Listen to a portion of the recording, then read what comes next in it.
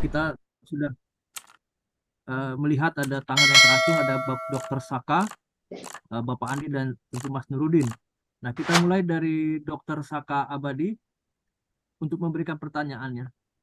Silakan, Pak Dokter. Ya, selamat malam, eh, Mas Wadio. Selamat malam, Romo Thomas. Selamat Kuliah malam. Ya. kuliah yang bagus sekali dan sangat jelas sekali untuk kita semua. Romo Thomas, beberapa Ya. hari yang lalu saya mengikuti kuliah dari Profesor Tim Palmer dari Oxford University. Ya. Beliau memberikan kuliah di suatu lembaga yang Romo pasti kenal di Inggris Raya, yaitu Royal Institution. Ya. Nah, kuliah beliau memang sangat menarik sekali. Beliau berbicara mengenai chaos teori chaos, dan sedikit mengenai geometri atau geometri yang mulai dari sejak awal, dari zaman-zaman pencerahan sampai dengan yang sangat modern sekali pada saat ini, yang menghasilkan hadiah Nobel tahun 2021, 22 untuk bidang fisika. Beliau juga menerbitkan buku tahun lalu, saya kira bukunya Romo sudah pasti kenal, yaitu dengan judul Primacy of Doubt. Pertanyaan saya adalah, tadi Romo menjelaskan mengenai mind body. Ini betul, Romo, sejak saya kuliah di kedokteran juga sudah kita tidak banyak membicarakan mengenai jiwa, spirit atau soul, tetapi yang kita diskusikan adalah mind and body. Malahan kalau kita lihat di bidang spesialisasi di kedokteran, hampir semuanya menjurus ke arah sana. Ya mungkin untuk mind sedikit neurologi, neuroanatomi, bedah syaraf, kemudian juga psikiatri dan lain sebagainya. Body masih yang lain, penyakit dalam dan lain sebagainya. Nah, pertanyaan saya, Romo, untuk kita bisa mengenal diri kita, apakah cukup dengan hal-hal atau alat-alat atau cara berpikir atau pendekatan yang kebetulan tadi sudah Romo sampaikan kepada kita, yang sifatnya mungkin dari waktu ke waktu bersifat sangat evolutif, ya toh, berdasarkan perkembangan pemikiran manusia. Nah, kalau kita melihat ilmu-ilmu yang terbaru, mungkin ilmu yang lebih modern, kelihatannya, Romo, kelihatannya, nah entah saya benar atau tidak, mungkin saya butuh pencerahan dari Romo di sini. Kelihatannya chaos teori ini sampai batas tertentu dia agak cocok, ya, walaupun sulit untuk kita bisa menerima, karena membutuhkan kemampuan matematika yang super tinggi, kemudian kemampuan untuk bisa menghitung dengan presisi yang tinggi sekali, sehingga kita tahu persis sebenarnya ke arah mana sebenarnya kehidupan kita ini sebagai suatu spesies atau Homo sapiens, spesies dengan nama Homo sapiens. Ya. Perlahan-lahan dia akan tentu berevolusi, ya, entah secara genetik dan lain sebagainya, maupun dalam konteks sosial budaya dan lain sebagainya. Nah, menurut Romo bagaimana? Apakah pendapat saya ini benar? Atau pendapat saya ini menurut Romo perlu pencerahan lebih lanjut? Terima kasih. Terima kasih, Dokter. Ya. Saya jawab langsung atau Langsung saja, Romo. ya, Silakan. oke, ya. Ini ya, kalau itu kan ada chaos teori, apa teori tentang perjalanan hidup manusia. Saya sih biasanya mendekatinya gini ya, kalau ya bisa lah, maksudnya kita pahami bahwa akan manusia akan jadi begini, jadi makin apa namanya semakin melampaui manusia sekarang, lalu ada cyborg, apa begitu ya, transhumanisme dan sebagainya gitu.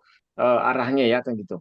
Tapi biasanya saya akan lebih lihat ya entah kita tuh siapa ya, strukturnya apa begitu. Nah, pasti kita perlu akhirnya kembali pada ini unsur-unsur fundamental kita itu apa begitu ya. Jadi tubuh itu pasti ada ya. Nah, berbagai modifikasi pada manusia menjadi cyborg itu masih mungkin dan sebagainya. Eh, tapi yang namanya jiwa atau yang namanya kesatuan substansial yang menjadi em, apa ya, unsur fundamental non fisik itu pasti ada. Selama manusia itu tuh pasti ada begitu. Saya biasanya ngajak untuk kembali ke situ. Nah, terlepas dari nanti masa depan manusia itu kemana begitu. Ya. Nah, tadi Dr. Saka menyinggung soal perkembangan ilmu-ilmu sekarang ya. Nah, ini sebetulnya begini yang harus diperhatikan ya. Kan ilmu, bukan ilmu sekarang, perkembangan ilmu kan kebanyakan itu empiris ya. Empiris itu memerlukan data. Data.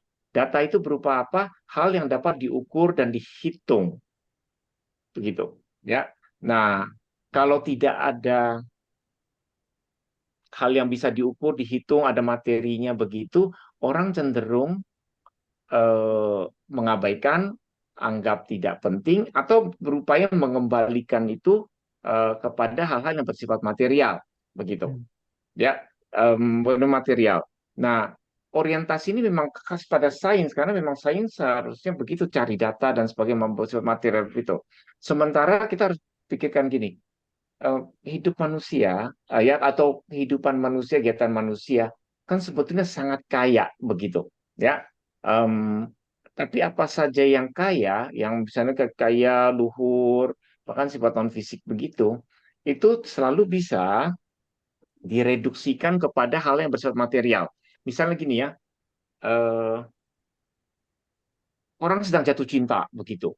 Ya, wow itu ini luar biasa orang ini, aku sangat cinta pada aku mau hidup seumur hidup dengan dia dan sebagainya gitu. Tapi kalau nanti ilmuwan bilang kalau ya kalau pakai gagasan agak material itu bilang, ah itulah dopaminnya lagi tinggi tuh, ya, atau hormon ini lagi tinggi misalnya begitu ya. Sehingga itu akan ya memang kalau lagi jatuh cinta eh, hormon apa bondingnya tinggi lagi tingginya dan sebagainya begitu. Tapi kan pengalaman jatuh cinta, pengalaman yang itu nggak bisa direduskan pada materi gitu, pada yang hal material begitu. Karena hal yang luhur, kecenderungannya sangat tinggi ya. Jadi mereduksikan apa yang sebetulnya bersifat khas manusia ke dalam apa yang bersifat agak material begitu. Ya, jadi kalau katakan orang beragama berdoa, ah itu karena ada gen Tuhan dalam masing-masing begitu. Jadi semua mau berupaya dikembalikan kepada hal yang bersifat material begitu. Nah, tentu saja kita harus sadar apa saja yang kita lakukan secara non fisik pasti berpengaruh pada level fisik, ya. Nah, tetapi itu tidak berarti hanya fisik yang bisa menjelaskan hal itu, ya. Jadi kalau katakanlah orang kan kadang-kadang kalau kita banyak stres disuruh meditasi supaya badan lebih tenang begitu, ya. Itu pasti pengaruh ke fisik itu ada, tetapi eh, bukan lalu apa-apa harus dijelaskan secara material begitu ya. Nah, jadi ini yang perlu disadari ya, supaya kita bisa memahami manusia secara lebih penuh ya, terlepas dari nanti dan manusia seperti apa strukturnya dulu kita pahami ya, sehingga nanti kita akan lebih mudah melihat oh ini arahnya kemana. Dan orientasi, maksudnya arah berpikir gerak dari yang struktur itu, misalnya jiwa, rohnya, pemikiran, dan sebagainya. Nah, itu yang penting sebetulnya untuk juga diperhatikan. Itu nanti entah chaos teori benar atau tidak dan sebagainya. Nah, itulah nanti tergantung itu ya, tergantung cara manusia berpikir juga. Nah, itu. Ya, Ya, mudah-mudahan apa yang saya sampaikan membantu Dokter Saka. ya terima kasih Romo. Ya, Baik, terima sama. kasih Dokter Saka. Kita ke penanya selanjutnya, tadi ada kelihatan Bapak Andi ya. Bapak Andi kemana ya? Iya, Mas. Tadi saya mau nanya, tapi Ya, pertanyaan silakan. saya ternyata sudah diborong oleh Dokter Saka. Poin satu terutama ya, karena kan saya melihat ya, eh, Ya, eh, fisik biologis tubuh manusia ini kan juga berkembang kalau kita mengikuti memakai teori apa evolusi Darwin segala macam, dan Ya, fakta-fakta ilmiah juga menunjukkan memang seperti itu gitu ya. Kemudian sekarang kalau kita bicara sekarang dan masa depan dengan perkembangan teknologi AI, kemudian ya tadi memang sudah dibahas tadi oleh dokter oleh bahwa sangat mungkin kalau buat saya ada penyatuan manusia dengan mesin ya, jadi cyborg tadi disebutkan ya. Nah, memang pertanyaan saya adalah bagaimana relevansi filsafat atau kehidupan manusia kelak. Bayangan saya itu enggak, ya mungkin generasi kita sudah tidak ada, tapi bayangan saya generasi berikutnya sangat mungkin ya. Kemarin aja saya sudah sempat lihat itu ada sebuah alat dicip di kepala untuk menghidupkan urat-urat yang lumpuh. Jadi ada ditaruh di chip di kepalanya dan buat chip kalau saya lihat. Ya akhirnya bisa merasakan lagi. Itu kan buat saya embrio ya. Dan teknologi itu sekarang baru hanya sebatas itu. Bayangan saya 10 tahun lagi dengan perkembangan juga AI ya sangat pesat teknologinya ya, apapun tuh bisa udah masuk ke kepala kita. Ya sekarang aja kita hidup udah bergantung dengan gadget. Itu kan gadgetnya masih bendanya masih di luar tubuh kita. Artinya bayangan saya kalau 10 tahun lagi benda itu memang tidak kasat mata, mungkin udah terbenam di tubuh kita. Artinya kita menyatu. Artinya bagaimana dengan konsep kesadaran atau filosofi tadi dibahas oleh Dr. Thomas ya. Tapi mungkin bisa lebih dalam kali Pak Dokter. Pak Dokter, makasih Pak. Baik, apakah Romo ingin memberikan komentar? Ya, gini ya tentang salah satu fungsi belajar filsafat manusia adalah dengan tahu misalnya ya strukturnya apa saja, ada tubuh, jiwa, roh dan sebagainya. Lalu arahnya bagaimana? Harusnya bagaimana? Kita akan lebih bisa sebetulnya menentukan arah kita sendiri ya sebagai manusia perjalanannya begitu. Nah, contohnya adalah ini, perkembangan AI, ChatGPT begitu kan cepat sekali ya. Lalu bahwa lama-lama ini kan pakai large language model apa begitu gitu ya. Lama-lama mesin-mesin seperti ini kan jadi sangat canggih, datanya banyak, entah datanya benar atau tidak. Lalu kan bisa membuat kacau begitu. Nah ini nanti kalau dibiarkan begitu, apakah itu tidak akan merusak kita manusia? Ya tadi Mas Andi, tadi masa depan anak-anak kita bisa kacau ini kalau begini. Maka tidak heran ada seruan ya minimal semua model ya ChatGPT kemarin itu ya dihentikan dulu. Kita harus mengevaluasi apakah kita benar mau mengarah ke sana dengan itu, ya. Karena kita tahu, wah kalau kebenaran nanti diputar balikan ini dan sebagainya, begitu dan sebagainya, apa jadinya kita, uh, gitu, ya. Dapat mengakses data sebanyak mungkin dengan sangat cepat itu memang sangat membantu. Tetapi ketika mesin yang kita buat tidak labik dan tidak membuat bukan lagi bantu kita, tapi bahkan sudah tidak dapat lagi kita kontrol apakah kita tidak ingin menghentikan proyek ini. Nah, tapi masalahnya kan kita sayang kalau kita nggak bisa merealisasikan proyek ini. Maka kita yang sebetulnya perlu mengevaluasi. Nah, dimensi etis perlu dikaji. Ya, maka salah satu fungsi belajar filsafat manusia adalah untuk melihat hal ini. Ya, nah tentang kesadaran sebenarnya banyak hal ya, banyak buku tentang kesadaran begitu ya. Tapi secara umum mungkin bisa dikatakan begini ya, pada tumbuhan pasti ada kesadaran meskipun sangat minimal, pada hewan juga ada. Nah, pada kesadaran pada manusia itu jauh lebih tinggi ya. Kita bukan hanya tahu ya sesuatu, tapi kita juga tahu bahwa kita tahu begitu. Ya, paham ya. Jadi bukan saya tahu misalnya, oh saya tahu bahwa saya sedang berbicara dengan eh, rekan-rekan, gitu. Tapi saya tahu bahwa saya tahu begitu. Jadi ada kemampuan untuk berefleksi. Nah, ini kesadaran diri itu yang sangat penting dan itu bisa membuat kita berubah arah. Jadi kalau kita merasa misalnya 2 minggu terakhir ini saya kok suka marah-marah ya, gitu. Nah ini kesadaran diri itu bahwa saya dalam keadaan seperti ini. Marah-marah nggak terlalu bagus, maka kita mulai merefleksi diri. Oh saya hentikan itu, ya. Kalau kita tidak mampu melakukan refleksi diri lewat kesadaran ya, nanti kita akan jalan terus begitu tanpa arah gitu. Itu salah satu sebetulnya fungsi kesadaran manusia yang sudah sangat tinggi melampaui kesadaran yang ada pada hewan itu, sampai pada yang disebut sebagai kesadaran diri itu. Ya, dan untuk hal lain nanti bisa kita bahas lebih lanjut ya. Itu tanggapan singkat saja. Terima kasih. Baik, terima kasih Pak Andi dan Dr. Saka. Respon yang menarik sekali. Kita langsung ke Mas Nurudin. Silakan Mas, langsung Mas. Bisa terdengar, Mas Badjo? Dengar Mas, dengar.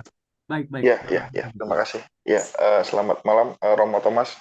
Senang bisa Selamat berjumpa. malam Mas Nurudin. Ya, mohon maaf saya agak batuk. Ya, saya mungkin ada beberapa pertanyaan Romo. Yang pertama, saya penasaran tadi kan Romo menyinggung soal wajah ya. Dan Romo sendiri kan juga nulis tentang Levinas ya.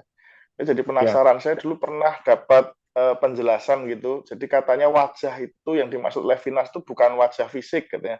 Tapi ya wajah polosan aja karena Levinas juga berbicara tentang wajah hewan misalnya semacam itu. Saya ingin penjelasan lebih jauh Romo tadi karena kan disinggung sepertinya wajah sini wajah yang biologis. Jadi sebenarnya apa ya yang dimaksud wajah di dalam Levinas khususnya itu yang pertama Romo. Nah yang kedua saya jadi teringat ya. Jadi saya nggak tahu apakah konsep jiwa yang tadi kan ada tubuh, jiwa, dan roh. Konsep jiwa di sini itu ada paralelitasnya dengan konsep kehidupan di dalam biologi. Jadi dalam biologi itu kan ada dua teori yang berkembang Romo. Jadi abiogenesis dan biogenesis. Jadi sekarang yang dianggap benar adalah biogenesis. Jadi tadinya misalkan ada percobaan daging yang busuk itu kok tiba-tiba keluar belatungnya loh, kok tiba-tiba keluar lalatnya ya. Kan kemudian kalau abiogenesis mengatakan berarti kehidupan bisa muncul dari yang tidak hidup kan begitu.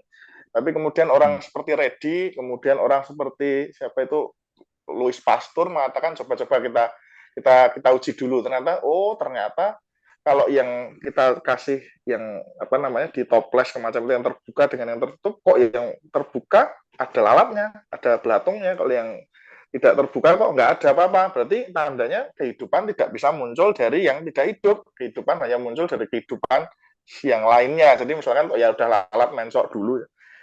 Nah, di situ saya jadi berpikir tadi apakah di situ jadi kalau teori biogenesis mengatakan ya kehidupan itu berbeda dengan yang tidak hidup dan itu memang nggak bisa direduksi dari yang mati. Jadi itu sesuatu yang lain walaupun kemudian dalam biologi tidak dijelaskan ya dari mana ya tiba-tiba ada yang hidup itu ya nggak tahu. Cuman intinya itu dibedakan.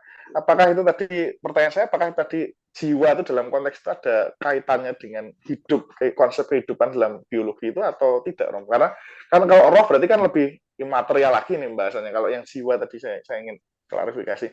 Nah, yang terakhir saya ingin tanya gini. Jadi saya pernah diskusi juga dengan saintis, tapi saintis ini rupanya rada-rada filosofis. Jadi dia mengatakan begini.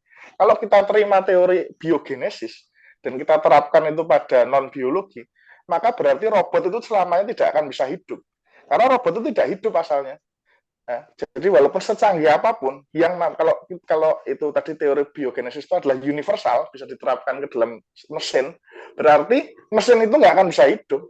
Mesin itu juga cuma akan jadi mesin, dia tidak akan pernah bisa dari yang tidak hidup, walaupun secanggih apapun, mau AI, mau apapun, ya tetap akan jadi seperti itu. Nggak akan dia bisa menjadi manusia, bahkan bukan hanya manusia, makhluk hidup, binatang apapun nggak bisa. Jadi dia levelnya ya tidak hidup. Saya ingin bagaimana kalau pandangan Romo sendiri sebagai filosof. Jadi saya malah melihat itu lucu ya. Jadi ada saintis mengatakan kalau menurut saya ya nggak bisa mesin secanggih apapun ya karena dia basisnya tadi dari biogenesis, jadi nggak mungkin jadi apa namanya itu dia bisa bertransformasi menjadi kehidupan. Tapi saya ingin penjelasan dari Romo mungkin pendapatnya kira-kira gimana. Terima kasih. Silakan Romo. Terima kasih Mas Nurdin, ini pertanyaan-pertanyaan penting ya dan menarik juga. Nah yang pertama wajah ya tadi saya menyinggung soal wajah ya. Itu lebih secara fisiknya begitu ya, fisik terbuka dan sebagainya begitu. Nah ini memang kalau dihubungkan dengan Levinas bisa dikatakan ini konsep yang membuka kemungkinan untuk pemahaman bagi gagasan Levinas begitu. Wajah kita terangkat ke atas ya, lalu kita berinteraksi dengan orang lain ya. Nah sebetulnya untuk Levinas sendiri ya wajah itu nggak harus wajah seperti fisik begini ya. Tetap apa saja yang menyingkapkan kehadiran orang lain bisa disebut sebagai wajah begitu ya. Jadi kalau kita lagi di kamar lalu ada yang dok-dok begitu, ini pasti ada orang dari luar begitu ya, atau yang ada yang kita dengar apa deras sepatu orang tok tok tok begitu, ini pasti ada orangnya. Jadi itu bisa dilihat sebagai wajah. Kita misalnya lagi ngantri melihat apa punggung belakang seseorang itu, kita itu ada orang, kita pasti itu bisa jadi wajah juga, dia menandakan itu kehadiran gitu. Nah, kehadiran orang lain itu pasti akan mengubah perilaku kita sebetulnya. Ya, itu. Nah, tetapi begini, itu kalau kita biarkan orang lain itu menampakkan diri pada kita apa adanya begitu. Oh, ada orang lain, oh saya harusnya lebih apa ya, lebih sopan, begitu ya. Tapi kalau kita melihatnya dengan cara berbeda, bisa kita tidak akan mengikuti apa yang tampakkan, tapi misalnya kita malah eh, berbuat hal yang negatif begitu, ya, gitu. Misalnya karena kita benci pada orang itu dan sebagainya gitu, ya. Jadi wajahnya jadi nggak kelihatan, orang lain seperti tubuh fisik saja begitu. Ya, gitu. Wajah hanya mungkin tampak bagi kita kalau kita biarkan wajah itu muncul begitu, bahwa ada orang lain di situ. Kalau kita misalnya kita sibuk ya, ada orang yang di rumah sebenarnya penting perlu kita hargai, kita cuekin aja, kenapa sih gitu sibuk gitu kan? Tapi kalau kita biarkan gitu kita lebih santai, buka lihat wajahnya gitu. Oke dia agak sedih ya begitu. Kenapa begitu? Nah, tapi kalau kita sibuk sedih ya, semua juga orang sedih lah begitu. Nah kita kan ya gitu ya. Jadi tergantung itu akhirnya orang lain memperlihatkan wajahnya, tapi belum tentu kita tanggapi. Tergantung kita itu sebetulnya. Ya maka chatting itu cukup membuat kita tidak peka pada orang lain. Karena kan orang lagi marah-marah dia kasih emoji emoji hahaha gitu ya. Kita mana tahu kalau nggak lihat wajahnya. Ya kan? Nah, gitu. Tapi itu menutupi itu kan karena kita nggak mau menunjukkan kekesalan, kita pakai emoji yang senang-senang begitu ya, senang tertawa gitu. Nah, itu menutupi. Tapi kalau lihat wajah itu nggak bisa. Ya, apalagi kita biarkan itu, kamu masih sedih ya, kamu masih ragu ya dengan itu. Nah, kita bisa tanya. Nah, itu fungsi itu. Ya, nah itu masuk ke dimensi lebih dalam tuh. Itu. Jadi meskipun orang itu bilang, kok kamu nggak apa-apa kan gini? Nggak apa-apa, nggak apa-apa. Nggak, gitu. Kamu bilang nggak apa-apa kok wajahnya kayak gitu udah mau nangis. Gitu ya. Nah, itu ya. Nah, oke. Itu yang pertama tentang wajah ya. Apakah jiwa dengan kehidupan? Sebenarnya sangat erat ya gagasan awal tentang jiwa dan kehidupan itu benar sangat erat. Em, Kalau jiwa nggak ada, berarti kehidupan berhenti. Ya, kehidupan berhenti. Dan sebetulnya dalam agama itulah yang kita wariskan gitu. Maka kita sing berdoa ya, misalnya ya semoga jiwa terima sisi Tuhan bahwa kehidupan ini yang tadinya ada dalam tubuh ini sudah beralih ke alam lain. Maka semoga jiwa ini berada di Tuhan dalam kehidupan bersama Tuhan. Sebetulnya mau begitu. Ya. Nah, kita sudah tidak menyebut apa tubuhnya, kita sudah tidak organ-organ fisiknya, nggak ada, langsung disebut jiwa. Nah, hanya dan tapi lucunya gini, kita sehari-hari ya hampir nggak pernah menyebut jiwa. Tapi kalau nanti acara maksudnya layatan apa-apa kita sebut jiwa itu. Loh kok bisa ya? Maksudnya kayaknya memang sebelumnya jiwanya nggak ada atau apa? Gitu. Tapi mungkin kita agak agak canggung ya bicara soal jiwa dalam hidup sehari-hari begitu ya, karena memang nggak kelihatan dan orang pikir kita gila atau apa begitu bicara. Tapi dalam dalam acara pelayatan gitu-gitu agama kita kembali lagi pada itu. Karena mungkin kita tidak tahu mau pakai bahasa apa, tapi sebenarnya itu yang ditunjukkan dengan kehidupan itu sebetulnya. Nah, ya bahwa itu ada dalam tubuh bersifat sementara, ya maksudnya dalam tubuh yang sementara, koordinasi macam-macam gitu-gitu. Nah, nah, nanti kalau meninggal ya beralih ya. Tentu saja kalau orang itu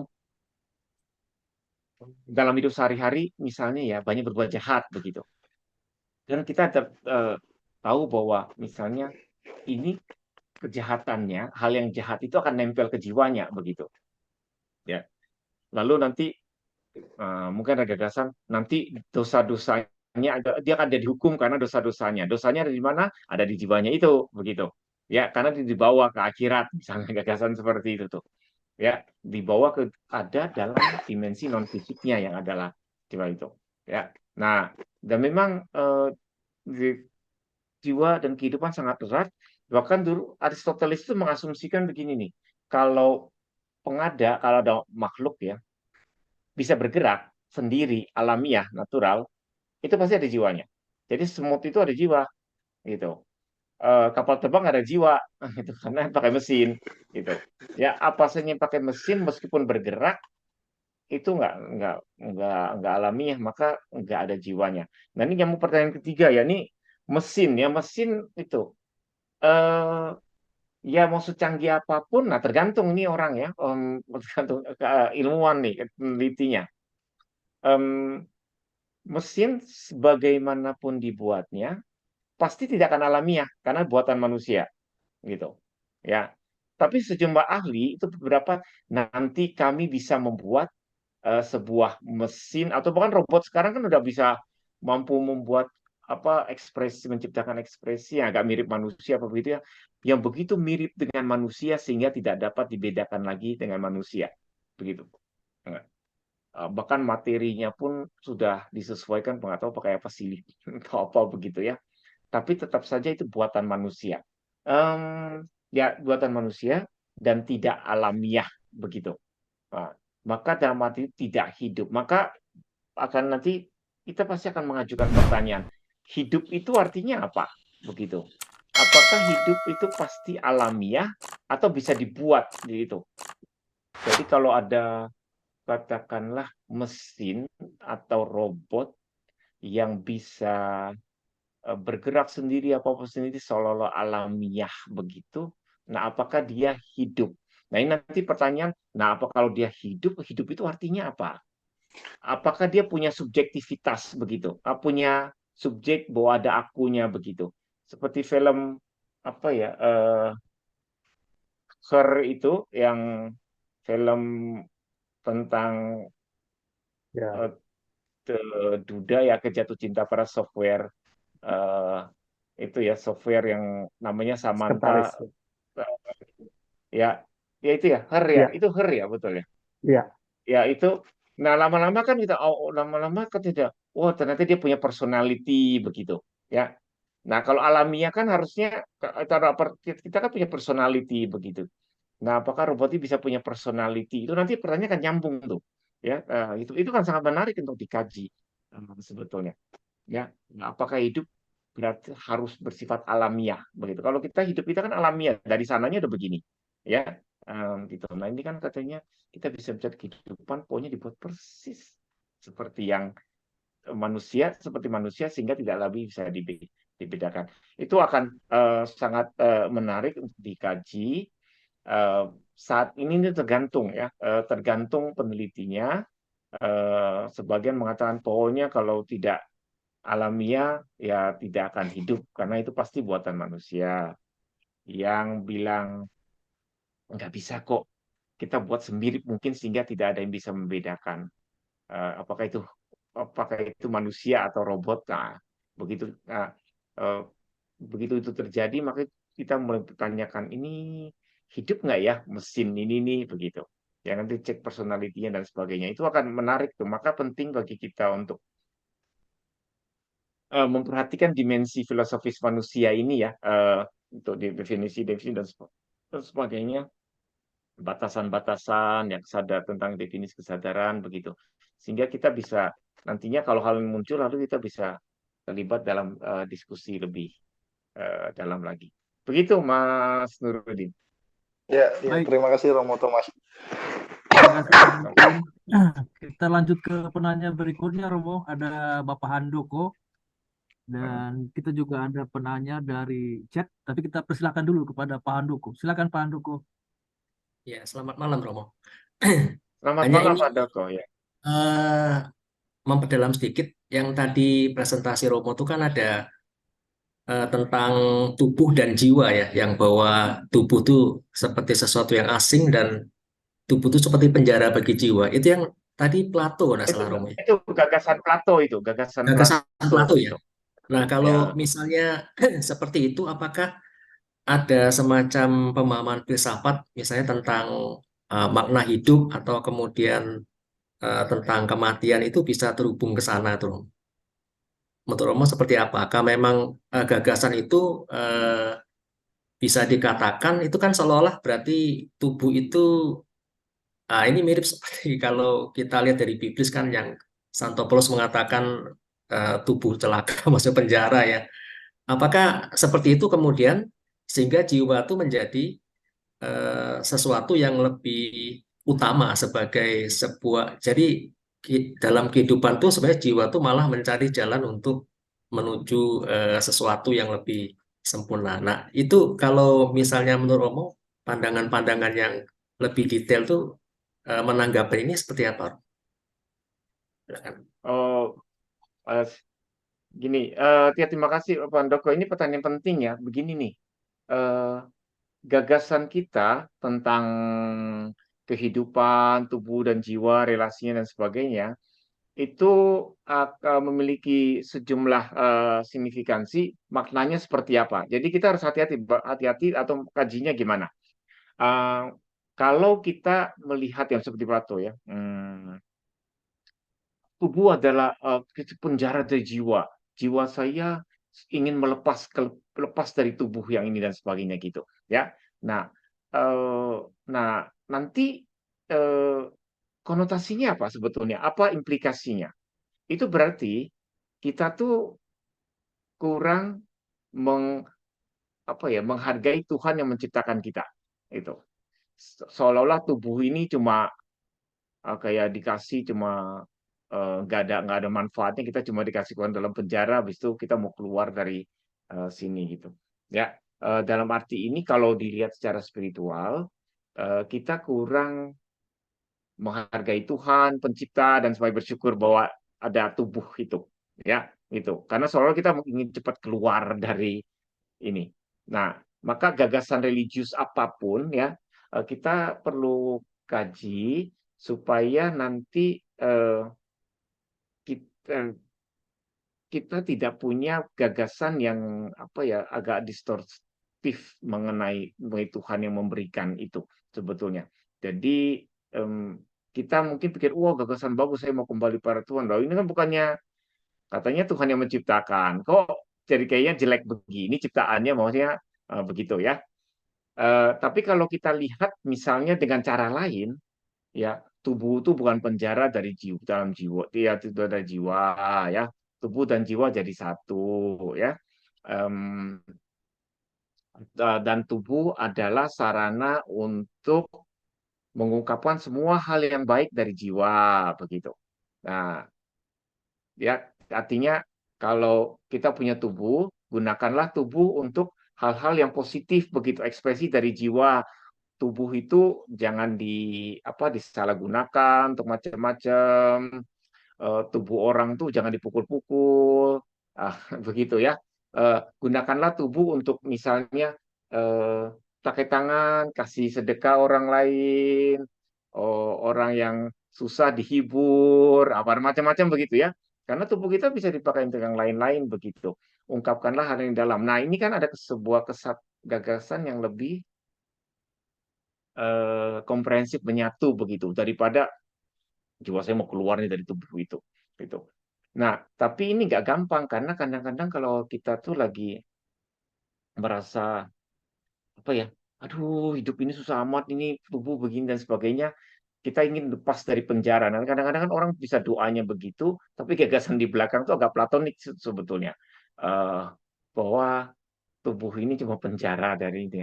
Tapi kan dengan eh, kita melihat hal yang lebih positif dari fungsi tubuh, kita juga lebih bisa mengapresiasi apa yang Tuhan berikan. Karena konotasinya adalah kalau kita menganggap apa yang kita punya itu buruk, ya yang memberikan juga buruk, gitu. Maksudnya tidak mungkin kita tidak melihat tujuannya begitu sebetulnya. Maka penting bagi kita untuk melihat hal yang lebih tepat lah begitu. Ya, bahwa kalau dari sudut religius ya, hidup manusia misalnya pandang oh nanti hidup abadi bersama Tuhan, iya, tapi itu tidak berarti yang di sini tidak ada gunanya begitu. Ya gitu. Ya, maka harus imbang ini ya. Itu Pak Handoko. Saya tidak tahu apakah jawaban saya membantu.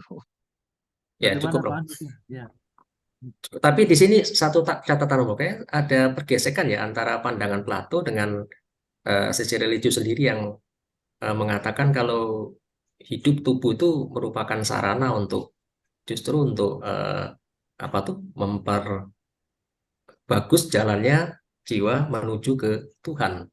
Apakah ini semacam titik persimpang gesekannya atau gimana? Iya, tapi kan iya betul, tapi itu karena itu bukan cara pandang Plato sebetulnya. Kalau Plato kan tubuh penjara, maksudnya udahlah cepat-cepat aja gitu ya. Kalau kita kan kalau mau kalau kita mau menggunakan gagasan yang lebih positif tentang tubuh, ya kita gunakanlah tubuh sebaik-baiknya begitu. Nah, dengan gagasan yang benar, tindakan kita juga lebih benar begitu. Ya, jadi prakteknya misalnya begini nih, kalau orang merasa tubuh itu yang mencelakakan atau membuat kita nista, maka orang, nah ini praktek abad pertengahan gitu ya, tubuhnya dicambuk-cambuk begitu gitu, oh nista, nista dan sebagainya begitu.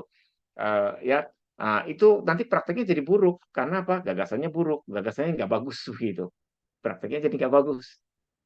Tapi kalau nggak tubuh itu bagus, Tuhan dari itu ya bahwa ada kelemahan ya, tapi nah gunakanlah untuk sebaik-baiknya untuk tujuan yang lebih tepat. Nah, harus mulai dari gagasan. Eh, itu ya karena gagasan itu akan menentukan praktek.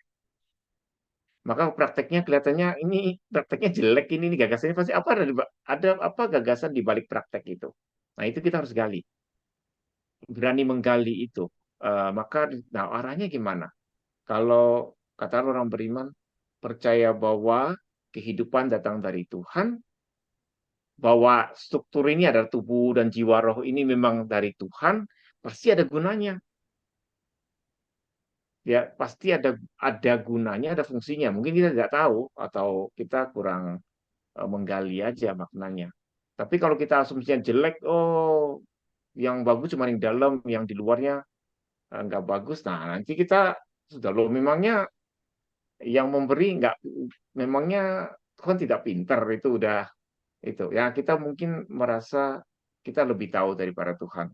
Nah, itu ya maka memang gagasan Plato itu secara umum ya itu ada di dalam pemikiran religius, tapi kebanyakan agama besar nggak terlalu mengadopsi gagasan seperti itu karena itu nantinya membuat manusia itu kurang menghargai kehidupan di dunia ini.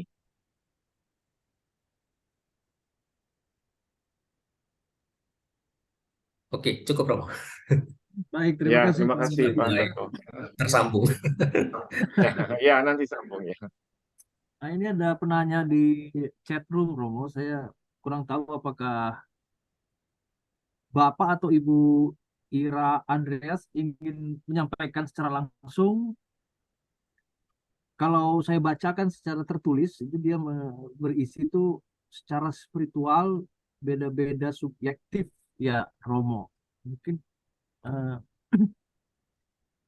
kurang jelas konteks yang dimaksud apa. Bila Bapak atau Ibu ingin menyampaikan langsung atau Romo ingin menanggapi mungkin. Saya juga kurang paham nih maksud tanyanya apa nanti saya salah jawab lagi. Baik Romo, sementara kita hold dulu, kita Ya, beralih ke Ibu Anggra ini Endah. Silakan Bu ya. Endah. Ya baik, ini saya di dalam mobil gelap sekali, mungkin nggak kelihatan. Waduh. Hati-hati, Bu. Iya, di mobil ini nggak bisa. Apa? Iya, kelihatan ya. Kelihatan, Oh Bu. ya, Ibu.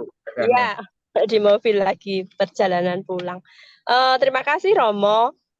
Tadi menarik sekali apa yang disampaikan oleh Romo terkait dengan korelasi jiwa dengan tubuh ya, bahwa tadi Plato mengatakan bahwa yang namanya tubuh itu seperti penjara bagi jiwa ya, Plato menyampaikan begitu.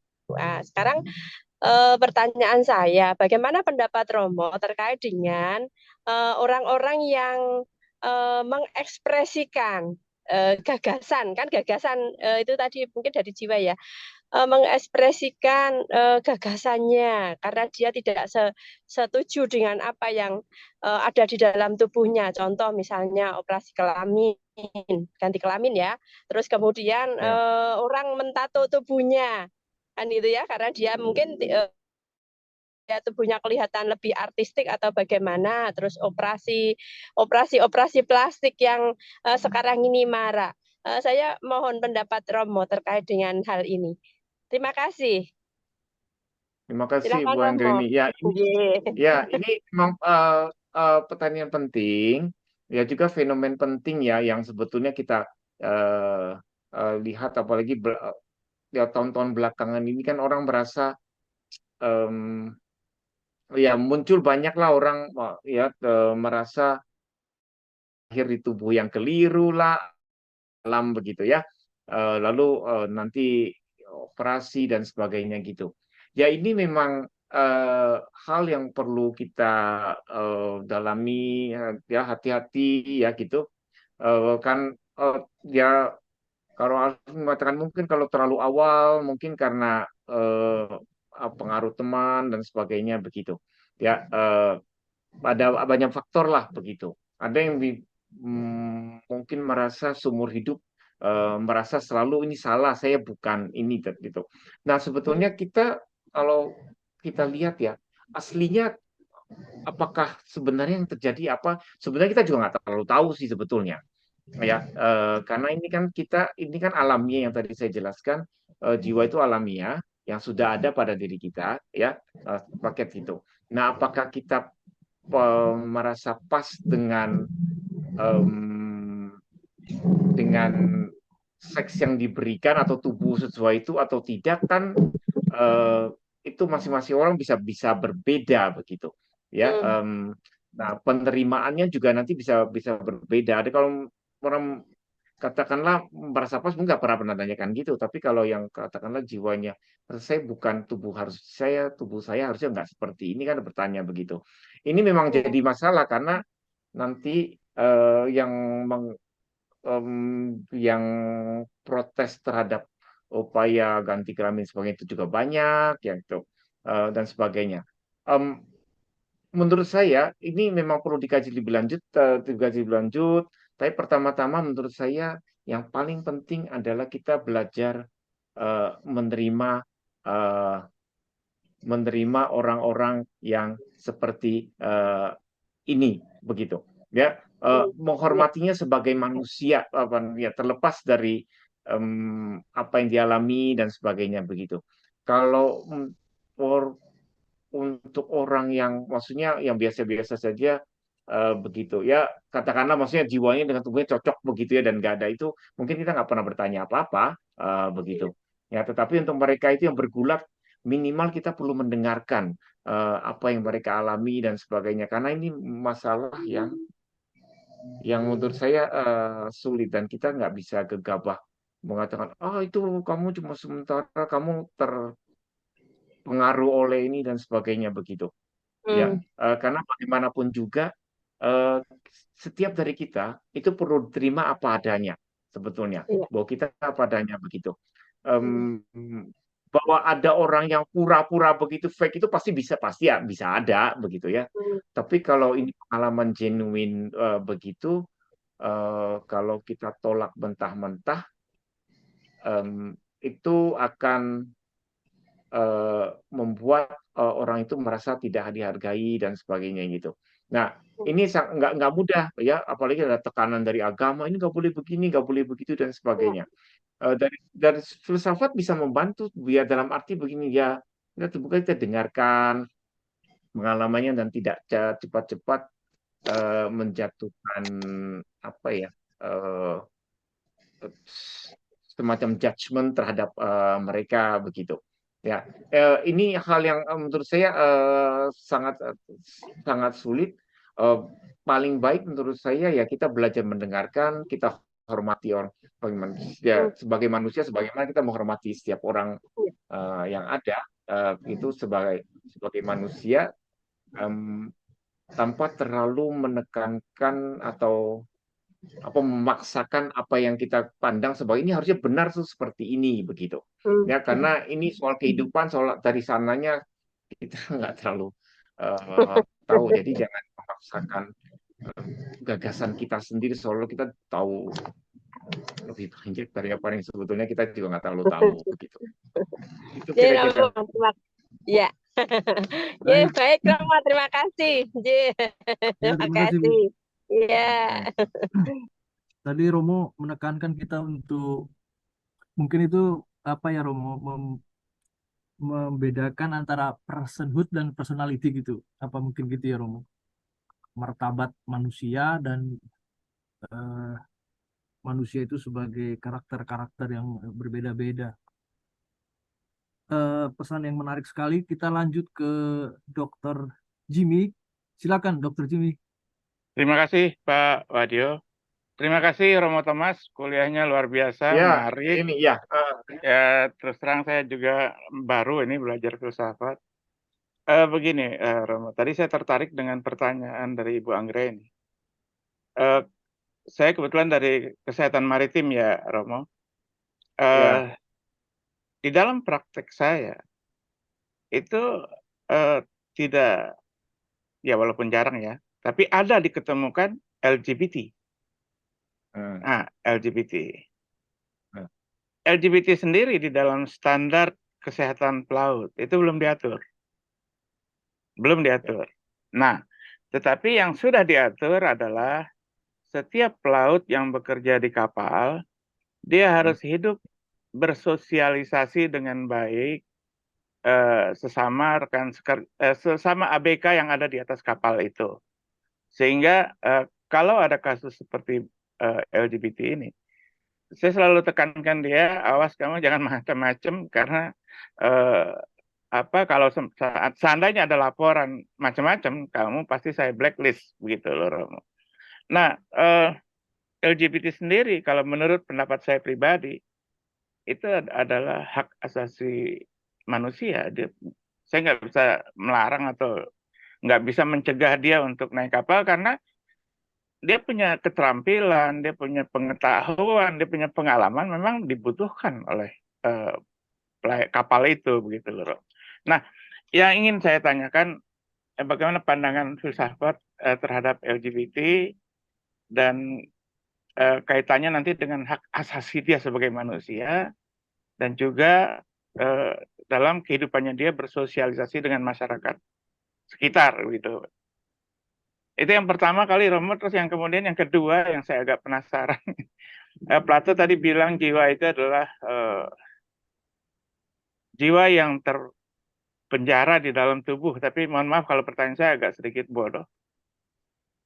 Sebenarnya kata apa yang lebih tepat, penjara kah, kerangkeng kah, atau lapas kah? Karena kalau pakai kata penjara ini dalam otak saya, oh ini dia pernah melakukan sesuatu sehingga dia masuk penjara gitu. Kira-kira bagaimana menurut Romo sebagai filsuf? Terima kasih Romo. Ya, masih Jimmy ya. Yang kedua dulu ya, tadi Boleh. karena sudah ada yang tanya. Yang pertanyaan kedua begini, mengapa penjara? Jadi ini minimal zaman itu orang lebih merasa bahwa dalam dirinya tuh ada sesuatu yang kayak kita gitu, merasa diri kita, identitas kita ya, yang disebut jiwa itu ada di dalam tubuh begini nih, ya, gitu. Tapi ini kan tapi ada di dalam. Jadi mengapa jadi ada kata penjara? Karena merasa jiwa itu tempatnya harusnya nggak begini, tapi di atas begitu, yang lebih tempat lebih lebih abadi dan sebagainya gitu. Tapi saya ada di sini dan di sini jadi manusia nggak enak, ada tubuh begitu, dikit nyamuk lah, apalah, sengsara dan sebagainya begitu tuh. Jadi kita terperangkap di sini. Nah, terus gimana mengeluarkannya? Kita terperangkap tuh maksudnya terperangkap sudah dalam penjara begini. Mengeluarkannya gimana? Nggak ada cara mengeluarkannya kecuali waktu mati. Ya. Waktu itu baru keluar begitu. Tapi saya udah nggak sabar untuk keluar. Ya, gimana caranya? Begitu. Ya, itu maksudnya konteks itu. Penjara Ya. begitu. Nah, soal LGBT ya, dan yang tadi saya sampaikan nggak menjawab pertanyaan Bu Anggreni itu ya. Nah, ini kan banyak hal yang harus dikaji. Saya belum menemukan filsafat LGBT itu apa, karena nanti mungkin karena juga banyak yang filsuf juga tidak banyak bicara soal jiwa apa yang di dalam itu ya. Artinya ini bukan cuma konstelasi psikologis begitu, tapi ini soal di dalam tentang persepsi diri kita ya. Itu kita merasa pasnya sebagai apa, soal identitas itu ya. Gitu. Lalu dikaitkan dengan tubuh fisik yang kita miliki, yang kita terima begitu ya.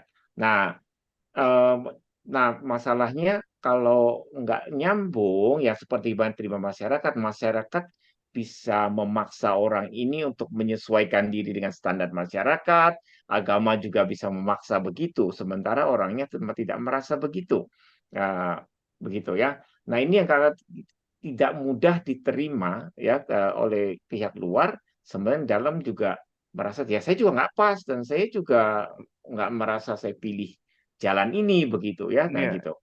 Nah, maka sebetulnya pendekatan paling baik kayak satu belajar mendengarkan begitu ya. Artinya kita tidak ingin cepat-cepat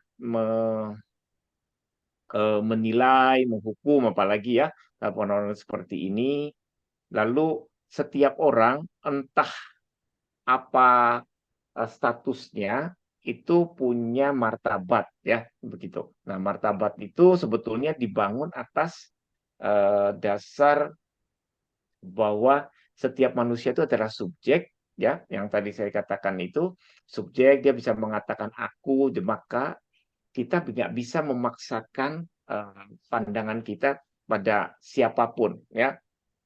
Sebetulnya waktu kita anak kecil ya, kalau kita punya anak kecil, kalau waktu masih bayi, dia kan gampang kasih makan, minum, gitu ya, nah selesai. Oke. Nah, tetapi ketika anak itu mulai bisa bicara, lalu mengatakan dikasih makan, aduh ke sana, nggak mau begitu. Nah, kita mulai merasa ini dari bayi sekarang udah mulai jadi punya bisa bicara, ini udah punya aku nih, harus jadi nego begitu. Ya, yaudah ini dulu ya, katakanlah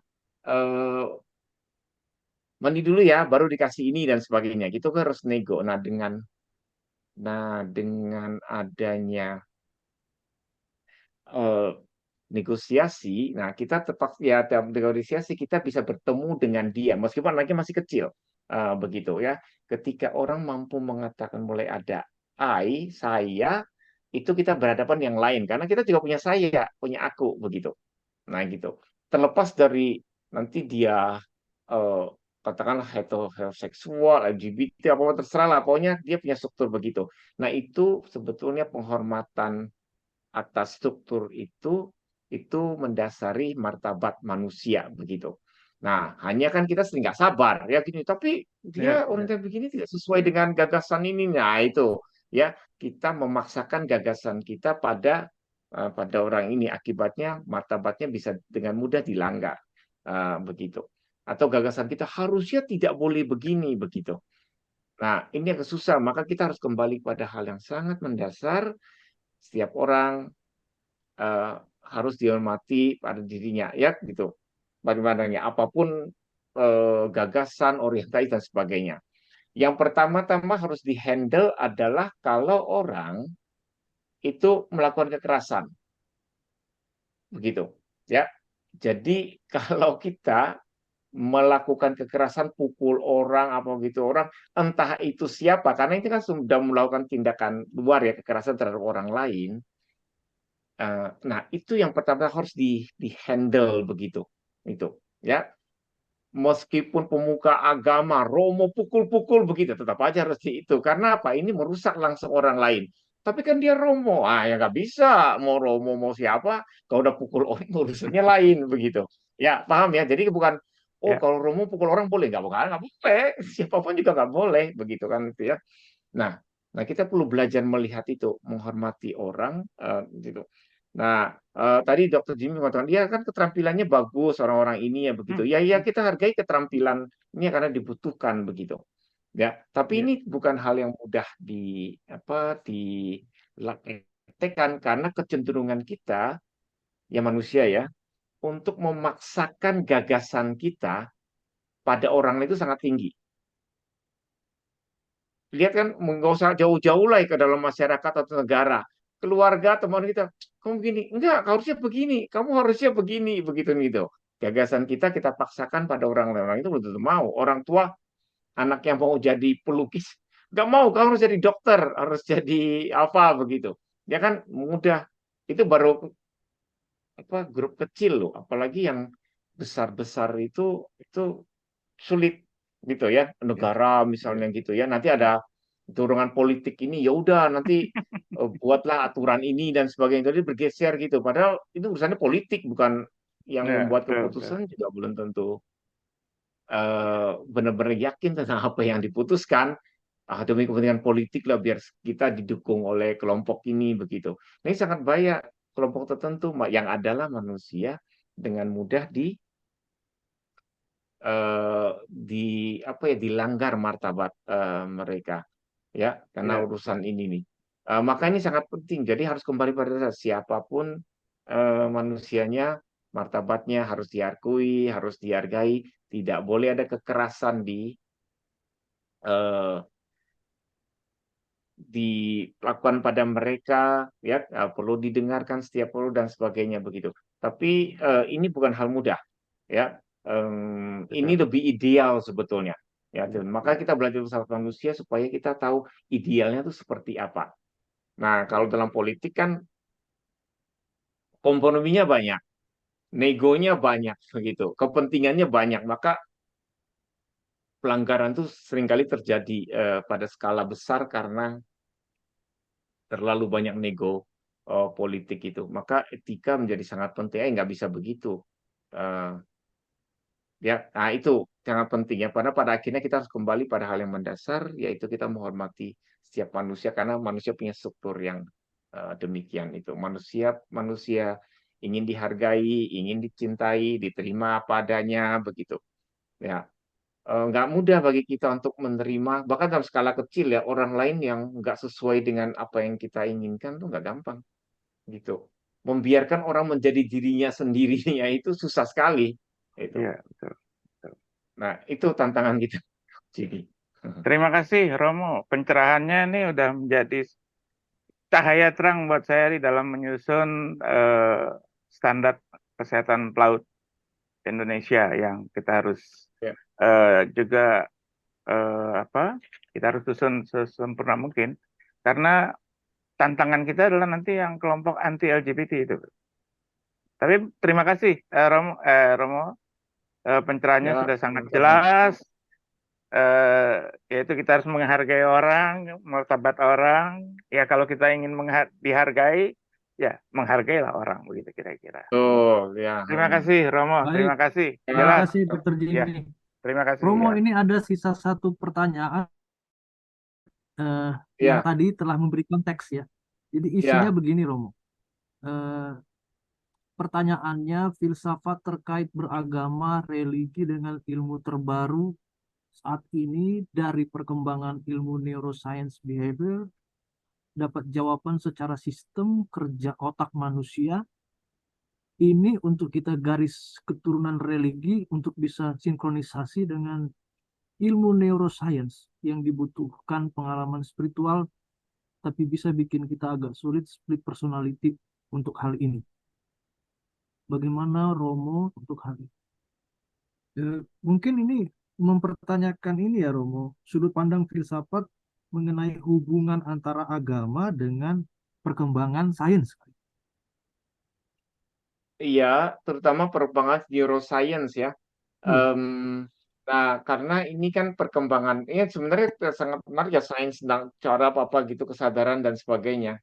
Dan itu yang sebetulnya saya lihat ini semakin berkembang karena kan satu hal yang tidak bisa diingkari dalam kehidupan manusia itu kan soal kita punya kesadaran begitu, ya. Nah, eh, salah satu ilmu empiris yang sangat mengembangkan ini mendalami hal ini adalah soal neuroscience. Itu bisa kesadaran di mana ya eh, bisa kelihatan itu barangnya itu loh ya lewat lembaga elektromagnetik dan sebagainya itu bisa dideteksi dan sebagainya begitu. Nah, nah ini salah satu ya dari kecenderungan untuk apa ya, mematerialkan apa yang sebetulnya sebenarnya agak abstrak begitu. Ya, jadi apa yang sebetulnya indah tapi nggak kelihatan, tapi dimaterialkan supaya bisa kelihatan begitu. Ya, ya yang contoh yang sebelum yang saya berikan tadi itu cinta. Kita nggak cinta terus dilihatnya sebagai ini karena kadar hormon apa dopamin tinggi begitu. Memang ada dopamin tinggi sih, tapi itu nggak menjelaskan cinta itu bahwa itu efek dari cinta yang besar maka kadarnya tinggi ya. Tapi itu nggak menjelaskan itu. Nah ini juga bisa bahwa katakanlah kita punya gagasan, wah sangat indah tentang wah hidup manusia damai teratur gitu ya. Saling mengasihi lalu dikembalikan pada hal yang ini gelombang berarti lagi apa ya, ini harmoni dan sebagainya begitu. Nah, sebetulnya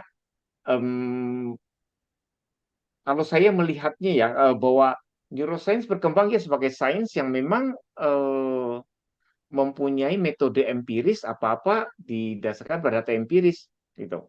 Tapi hidup manusia itu tidak hanya menyangkut hal-hal yang bisa dilihat secara empiris begitu. Seandainya semua hal itu hanya dilihat sebagai bermakna kalau bisa dilihat secara empiris, ada datanya secara empiris, hidup manusia nggak banyak artinya karena itu jadi semacam data saja, gitu ya. Hal-hal yang kita anggap indah itu nanti menjadi kurang bermakna. Misalnya kita bersedia mengorbankan diri, wah lagi banjir kita tolong tetangga apa gitu, wah bagus sekali kan indah ya, maksudnya kita membantu orang lain. Anda bilang, itu karena hormon ininya lagi sedang tinggi atau apa begitu kan nanti kan seolah-olah nanti perbuatan baik itu jadi tidak banyak maknanya begitu ya. Nah, kembangan ilmu itu penting soalnya kalau kita bisa lihat datanya ada apa itu akan menjadi lebih mudah menanganinya gitu ya. Jadi waktu katakanlah tengah pandemi baru mulai para peneliti ya itu melihat bagaimana transmisi virus ini dan sebagainya. Ya ada datanya dan sebagainya lalu dengan cepat mencari pencegahannya, cari buat vaksin dan sebagainya gitu. Jadi nggak bisa pakai spekulasi filosofis begitu nggak akan jalan begitu. Tetapi tapi hidup manusia kan bukan hanya terkait dengan hal-hal yang bersifat empiris. Hidup manusia itu sangat kaya dan bahkan hal-hal yang menyangkut etika ya, hal religius juga ya, ini kalau beragama begitu ya. Maka itu hal-hal yang sebenarnya melampaui hal yang bersifat empiris begitu. Jangan sampai hal yang sebetulnya memperlihatkan sifat rohani kita itu nanti direduksikan kepada hal-hal yang sekadar bersifat empiris, maksudnya secara material begitu. Bahaya materialisme itu selalu ada karena kita cenderung melihat ini datanya ada atau enggak gitu. Tapi kalau enggak diperhatikan tuh orang bisa mudah lalu nggak percaya pada Tuhan dan sebagainya. Kalau argumennya mana bukti ada Tuhan? Tuhan nggak kelihatan ya. Memang Tuhan tidak pernah kelihatan gitu. Karena Tuhan pada dasarnya non fisik atau ya maksudnya non fisik gitu loh. Nggak pernah fisik seperti yang kita lihat pada orang lain begitu. Jadi kalau metode verifikasinya keliru ya nanti gagasan yang munculkan keliru gitu. Ya ini sudah jam 9:01, saya khawatir nanti yang lain pada satu-satu mengundurkan diri. Terima kasih Romo.